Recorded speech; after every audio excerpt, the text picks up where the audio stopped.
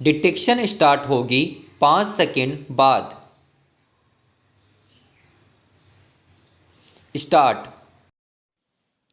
महोदय, संयुक्त राष्ट्र संघ के कई सर्वेक्षणों के आधार पर यह तथ्य सामने आया है कि दुनिया का 2/3 श्रम महिलाएं करती हैं। महिलाओं का आर्थिक योगदान 30% है और तिहाई महिलाएं घरों में काम करती है। 83% महिलाएं खेतीहर मजदूर है तथा उनमें अधिकतर पशुपालन दुग्ध संबंधी उद्योगों में काम कर रही है। आज लगभग 80% कामगारों में अधिकांश महिलाएं हैं जो अपने घरों में झुग्गियों के भीतर बैठकर कताई, रंगाई आदि का भी काम करती है।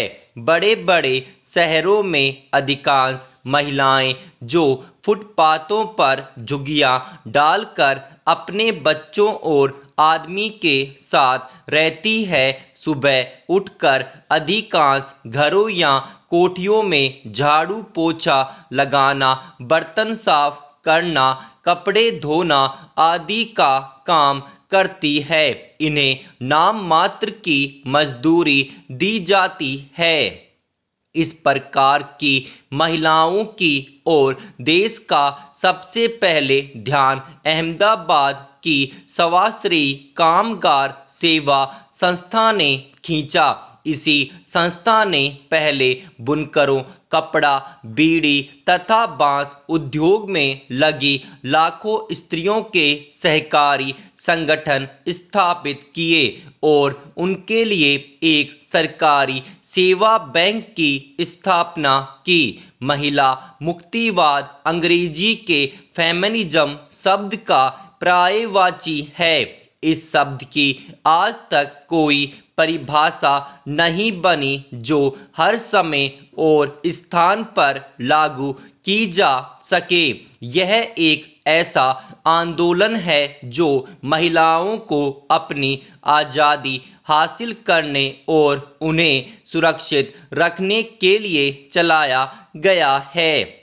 समय समय पर इसके उद्देश्यों को भी अत्यधिक कठोर, अपेक्षाकृत उदार, लचीला एवं व्यापक बनाने की कोशिश की जाती रही है। फिर भी उसने अपने बुनियादी ध्येय में और न ही उसने महिलाओं को उनके अधिकार दिलाने की लड़ाई में स्थिरता आने दी। यह प्रश्न इस मुहिम के प्रवर्तकों और संचालकों को आंदोलित करता रहा है कि महिलाओं को किन विशेष अधिकारों की प्राप्ति के लिए इस संघर्ष को चालू रखा जाए।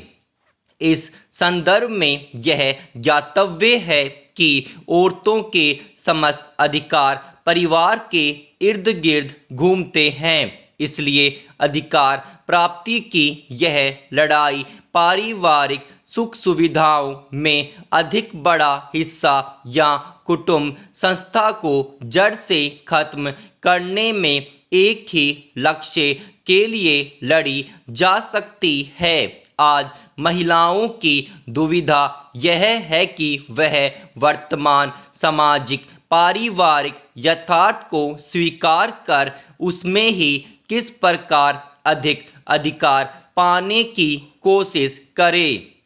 महिलाओं के अनुभव और आवश्यकतागत भिन्नताओं को पूरी संवेदनशीलता के साथ ध्यान में रखते हुए उनकी समस्याओं के समाधान हेतु चलाए जा रहे आंदोलन को अंतर्दृष्टि से जोड़ा जाए। दरअसल किसी एक समान मकसद के लिए दुनिया की सारी महिलाओं को एक मंच पर एक साथ लाना संभव नहीं है।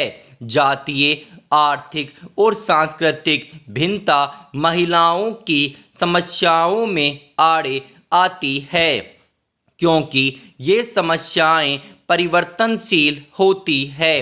यही वजह है कि आज तक विश्व की महिलाओं की समस्याओं को प्राथमिकता के आधार पर सूचीबद्ध नहीं किया जा सका। महोदय, हालांकि आज महिलाएं अपार इच्छा शक्ति लिए पुरुषों के समान अधिकार पाने का दावा पेश कर रही है, साथ ही चाहती है कि वे आत्मनिर्भर होकर स्वतंत्रता के साथ समाज में रह सके।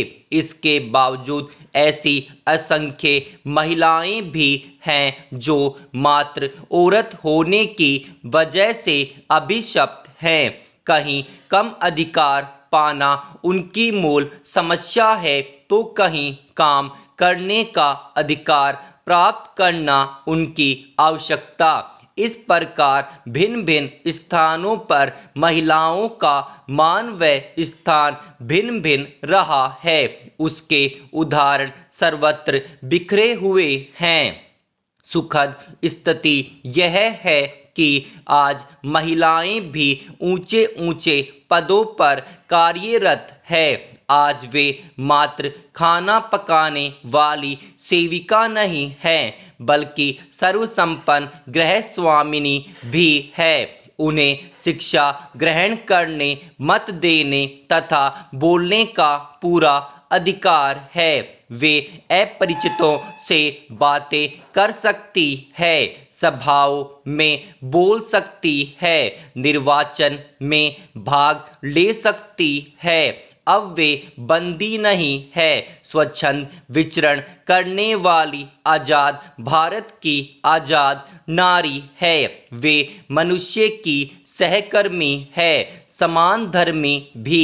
वे पति की सलाहकार भी है और परिवार की शुभचिंतक भी।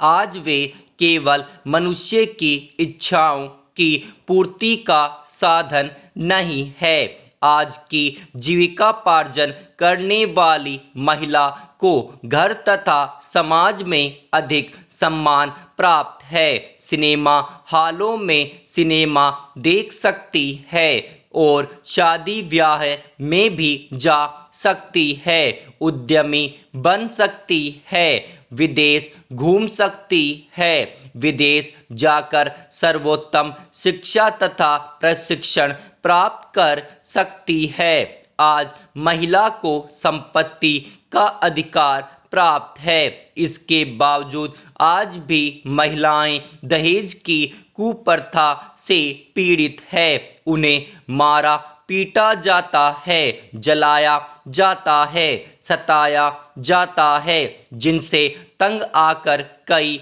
महिलाएं आत्महत्या तक करने को मजबूर हो जाती है और कोई कोई तो आत्महत्या भी कर डालती है।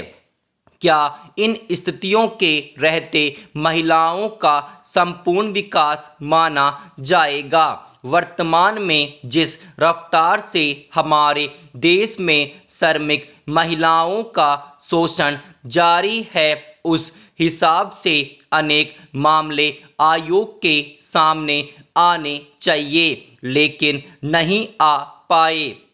इसका मतलब यह नहीं है कि हमारे देश में श्रमिक महिलाओं की स्थिति बेहतर है या उनकी कोई समस्याएं नहीं है, न ही उनका कोई शोषण हो रहा है, बल्कि यह स्थिति शांत समुद्र की तह में घुमड़ते तूफान के आने का द्योतक है। वर्ष 1986 के समान पारिश्रमिक अधिनियम के अनुसार तो महिला तथा पुरुषों को समान कार्य के लिए समान वेतन प्राप्त करने का अधिकार है।